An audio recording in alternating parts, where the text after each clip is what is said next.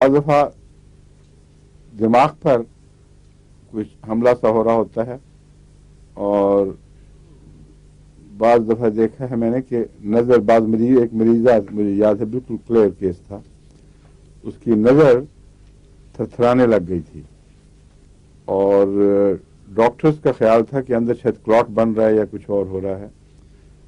काफ़ी संजीदा मामला हो गया था और उसको मैंने रस्टॉक्स दी तो चंद दिन के अंदर अंदर बिल्कुल ठीक हो गई। तो अल्लाह के फजल के साथ रस्टॉक्स को मैंने अपना भी एक दो तजुर्बा बताया था। लंबा अरसा ड्राइविंग करना दिन रात, और रास्ते कोई नींद भी नहीं मिलती थी, वैसे भी थकावट। एक दफ़ा वापस आ रहा था मैं पिंडी से, तो गुजरात के पास जाके एकदम मुझे लगा कि मेरी आंख एक तरफ तो बिल्कुल यूं थिरक रही थी चीज़ें, और एक तरफ कमज़ोर भी हो गई। तो मैंने वो एक तरफ कार खड़ी करके रस्टॉक्स 200 अपना डब्बा मैंने साथ ही रखा होता था सीट पे, उसमें से निकाल के खाई। 5 या 10 मिनट के अंदर अंदर सब चीज़ें नॉर्मल हो गई।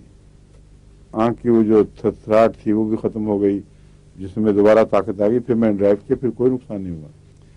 तो पहली दफ़ा मुझे उसका तजर्बा अपनी अपनी यानी इसी बीमारी के ऊपर ही हुआ था, और फिर मैंने दूसरे मरीजों में जब इस्तेमाल कराई तो हमेशा इसको अच्छा असर दिखाने वाली दवा देखा है।